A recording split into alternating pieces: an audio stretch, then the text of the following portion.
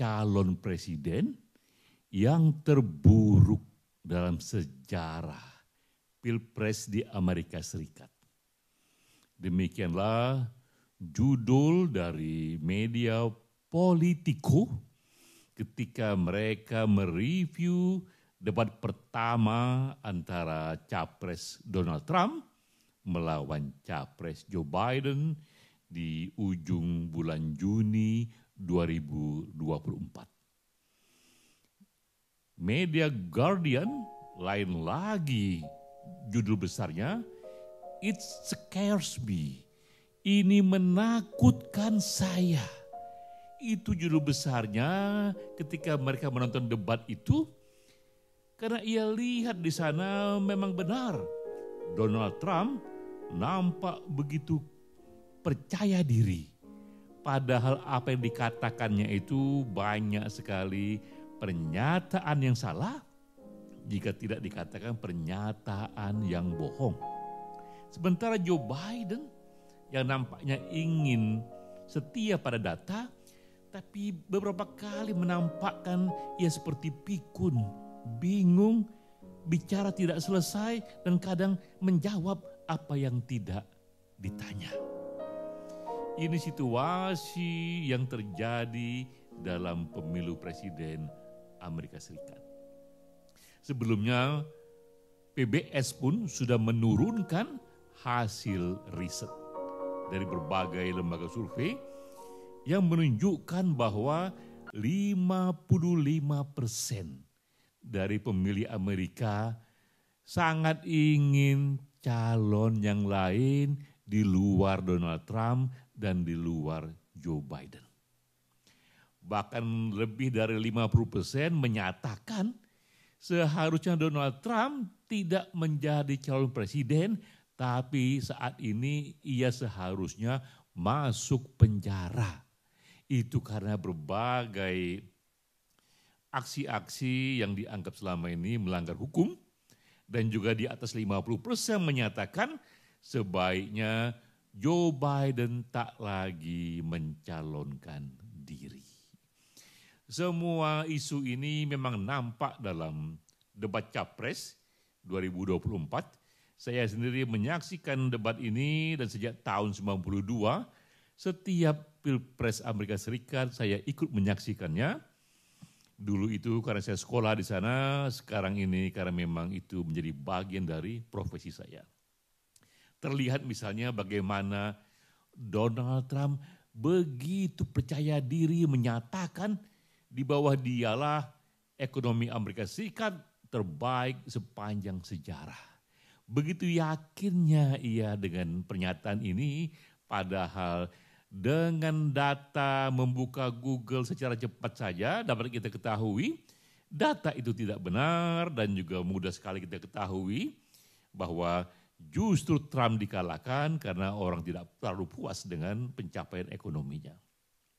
Hal yang sama juga dengan Joe Biden di debat ini, ketika ditanya bagaimana nanti ini Anda menyelesaikan dengan cepat konflik antara Hamas dan Israel.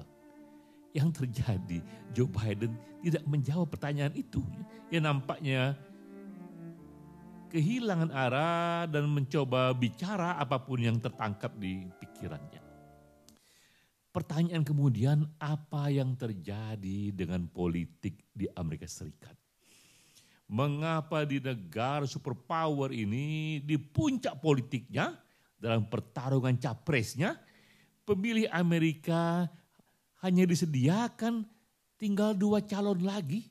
Jika tidak Joe Biden adalah Trump, jika tidak Trump adalah Joe Biden, hanya mereka berdualah yang paling mungkin nanti ini memimpin Amerika Serikat selanjutnya. Tapi mengapa ini terjadi? Mengapa hanya mereka berdua yang muncul, yang sekarang ini publik tidak puas dengan berbagai performance-nya?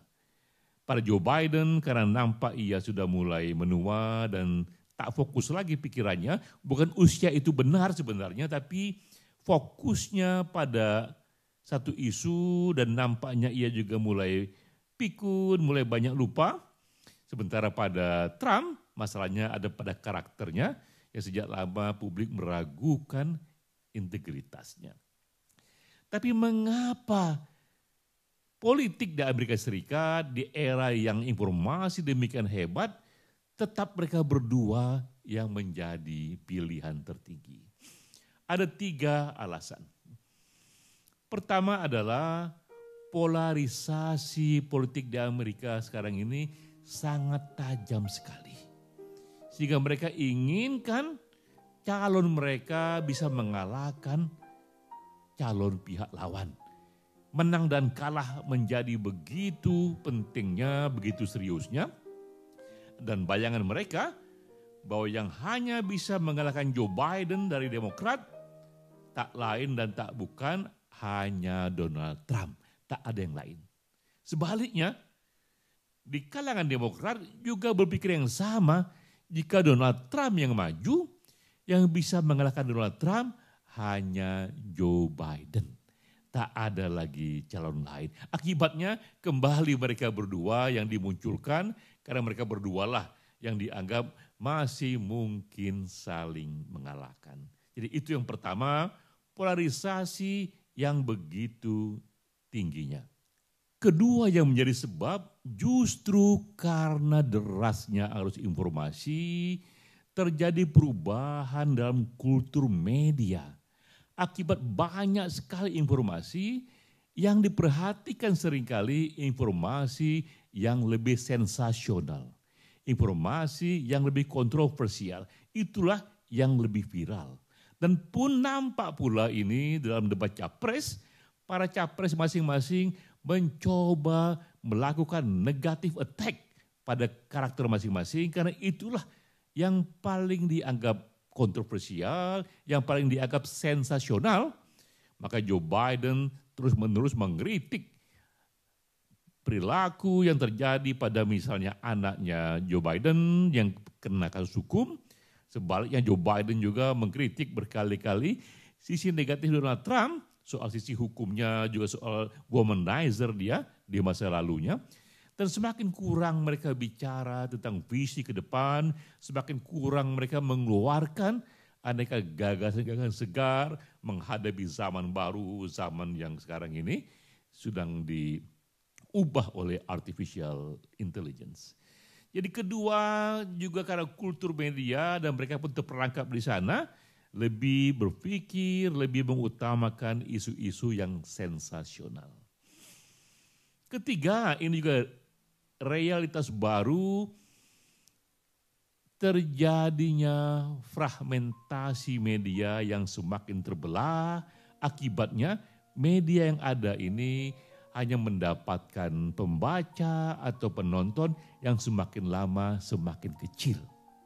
Karena media-media terfragmentasi, itu juga yang menyebabkan semakin sulitnya tumbuh tokoh alternatif yang langsung nasional cakupannya yang bisa mengalahkan incumbent atau tokoh-tokoh senior yang sudah kokoh di masa lalu.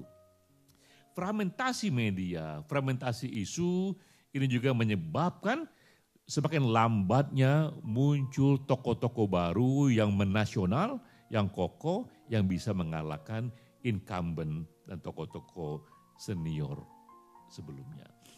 3 hal ini sedang terjadi dalam politik Amerika yang membuat mereka sekarang ini kesulitan rekrutmen, kesulitan mendapatkan tokoh-tokoh muda yang baru dan segar. Apa yang terjadi di Amerika Serikat bisa juga terjadi di Indonesia. Sulitnya mencari tokoh-tokoh nasional yang baru, yang cepat sekali untuk mendapatkan satu appeal, satu daya tarik nasional. Salam.